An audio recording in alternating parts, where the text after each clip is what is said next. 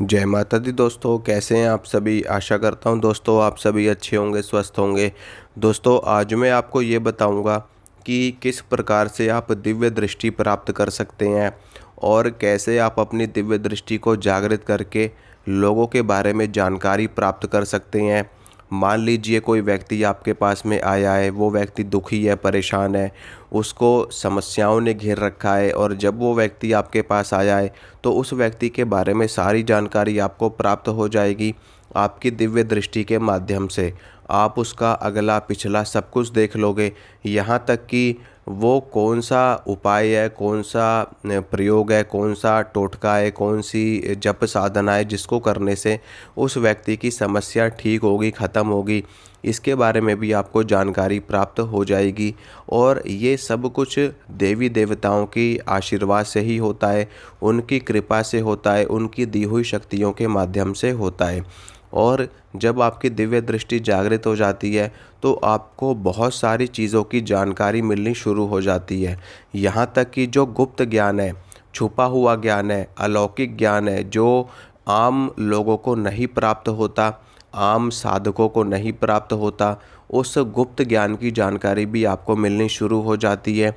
आपको यहाँ तक कि इतनी गहरी गहरी जानकारी भी मिलनी शुरू हो जाती है कि कहीं पर गड़ा हुआ धन है तो उसके बारे में आपको शक्तियों के माध्यम से जानकारी मिल जाएगी कि इस स्थान पर कोई धन गड़ा हुआ है और वो इस तरीके से निकलेगा। यहाँ तक कि निकलने का भी तरीका आपको बता दिया जाएगा शक्तियों के माध्यम से। आप किसी स्थान पर गए हो, वहाँ पर कितनी शक्तियों का वास है, कौन कौन सी शक्ति वहाँ पर वास करती है, कौन से थान है, कौन से पहलवान है, कौन से देवता हैं, कौन से पीर हैं, कौन से सैयद हैं, कौन सी देवी है, कौन से देवता हैं, ये सारी जानकारी आपको आपकी शक्तियों के माध्यम से पता चल जाती है जब आपकी ये दिव्य दृष्टि जागृत हो जाती है। इसके अलावा आपको यहाँ तक कि ये भी जानकारी पता चल जाएगी कि मान लीजिए कोई व्यक्ति है, किसी व्यक्ति की मृत्यु बहुत ही निकट है। देखिए, मृत्यु और जीवन ये दो चीज़ें ईश्वर के हाथ में है, ये किसी मनुष्य के, किसी सिद्ध के हाथ में भी नहीं है। तो उसके बारे में आपको पता तो चल जाएगा कि ये व्यक्ति इस समय पर मरने वाला है, इतने समय पर इस व्यक्ति की मृत्यु हो जाएगी।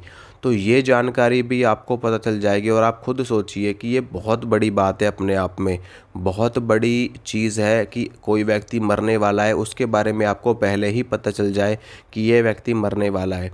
और यहाँ तक कि मैं आपको बता दूं कि अगर किसी व्यक्ति के घर में भूत प्रेतों का वास है, उस घर में बरकत नहीं है बिल्कुल भी, आए दिन कलेश होता है, लड़ाई होती है, झगड़ा होता है, मारपीट होती है, एक दूसरे को लोग देखना पसंद नहीं करते। और अगर वो व्यक्ति आपको अपने घर में लेकर जाए तो उसके घर में पैर रखते ही जितनी भी नेगेटिव शक्तियाँ हैं वो सभी की सभी आपके सामने आकर के खड़ी हो जाएंगी और आपको पता चल जाएगा कि इसके घर में कौन कौन सी चीज़ें, कौन कौन सी शक्तियों का वास है और ऐसी क्या वजह रही है जिसकी वजह से ये शक्तियाँ इनको परेशान कर रही हैं, या फिर इस घर में दिक्कत है, इस जो ये जगह है घर की, इस जगह में ही दिक्कत है, या ये जो जगह है ये शमशान की जगह पर ये घर बना हुआ है। तो ऐसी चीज़ें भी सामने आती हैं।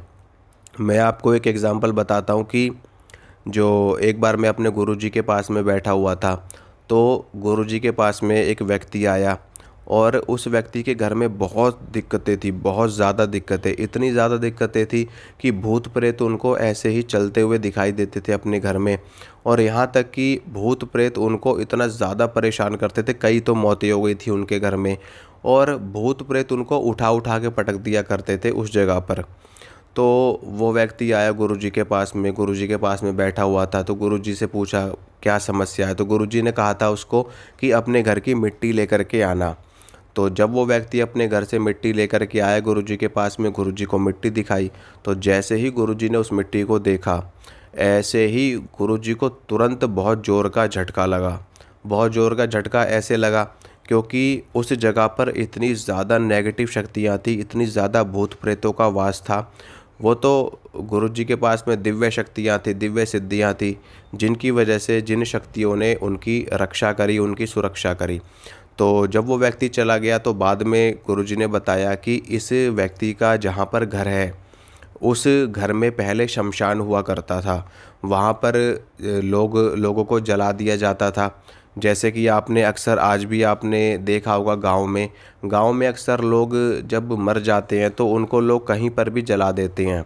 कोई अपने खेतों पे ही जला देता है, कोई किसी शमशान में जला देता है, मतलब आसपास ही जला देते हैं, बाग बगीचों में जला देते हैं। अब जब शहर बनते हैं तो शहर तो बनते हैं तो भाई पूरी की पूरी प्लॉटिंग हो जाती है। वो ये नहीं देखते कि कहाँ पर शमशान है, कहाँ पर क्या गड़ंत है, क्या चीज़ गड़ी हुई है, कुछ भी नहीं। वो तो पूरा का पूरा एरिया खरीदते हैं और फिर वहाँ पर प्लॉटिंग करके लोगों को दे देते हैं। अब वहाँ पर पहले शमशान था, उन बिल्डरों को क्या मतलब इस चीज़ से, लोग परेशान होंगे, दुखी होंगे, उनके ऊपर क्या फ़र्क पड़ता है। तो ऐसे ही उस जगह पर घर बना हुआ था, तो इस वजह से ये चीज़ें हो रही थी। अब होता क्या है कि जो शमशान की जगह होती है ना दोस्तों, वहाँ पर कभी भी अगर उस जगह पर किसी भी व्यक्ति ने घर बना लिया अपना, तो उस घर में कभी भी बरकत नहीं होगी, ना ही लोग जिंदा बचेंगे उस घर के, क्योंकि वो शमशान की भूमि है।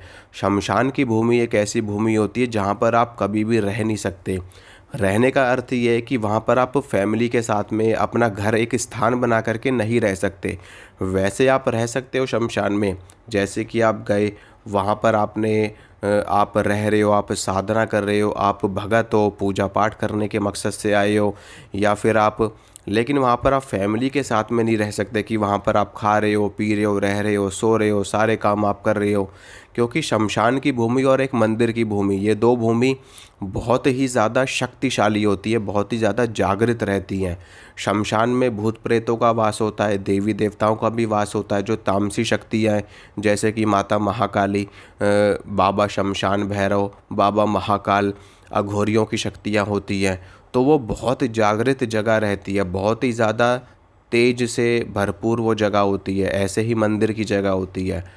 तो इस तरह की चीज़ें जब आपकी जो दिव्य दृष्टि होती है वो जब जागृत हो जाती है, तो ये सारी चीज़ें आपको यूँ चुटकियों में पता चल जाती हैं कि हाँ, इस वजह से ये समस्या हो रही है, इस वजह से ये दिक्कत इस व्यक्ति को हो रही है और इसका समाधान ये है।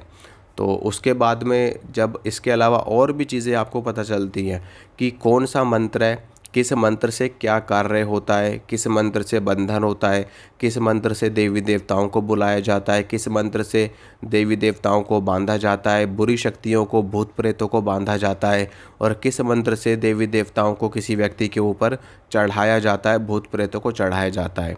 इसमें मुख्य रूप से शाबरी विद्या सबसे ज़्यादा काम करती है, क्योंकि शाबरी विद्या में ही ऐसे मंत्र हैं जैसे कि भूत चढ़ाने के मंत्र, भूत उतारने के मंत्र, और भूतों को बांधने के मंत्र, संकट काटने के मंत्र। शाबरी विद्या में ये सब चीज़ें सबसे ज़्यादा होती हैं और उनके द्वारा उनमें से काफ़ी मंत्र इन चीज़ों में कार्य करते हैं। तो भगत लोग मिला जुला कर मंत्र चलाते हैं, शाबरी विद्या के मंत्र भी चलाते हैं, सामान्य मंत्र भी चलाते हैं, वैदिक मंत्र भी चलाते हैं। तो जैसा मंत्र जिस कार्य के लिए उपयोग में लाया जाता है उस तरीके के मंत्रों का प्रयोग करके लोगों की दिक्कतों को दूर किया जाता है। तो दिव्य दृष्टि जागृत होने के बहुत सारे फ़ायदे हैं दोस्तों। जब आपकी ये दिव्य दृष्टि जागृत हो जाती है ना, तो मैं क्या ही बताऊं कि आपको क्या क्या प्राप्त हो जाता है। लेकिन कैसे होगी जागृत? देखिए, दिव्य दृष्टि जागृत करने के लिए सबसे बढ़िया, सबसे उत्तम साधन मैं आपको बता रहा हूँ कि मंत्र जाप कीजिए। सबसे श्रेष्ठ और सबसे उत्तम साधन है मंत्र जाप। मंत्र जाप जब आप करना शुरू कर देते हो तो धीरे धीरे करके मंत्र जपते जपते जपते जपते वो मंत्र सिद्ध होता है।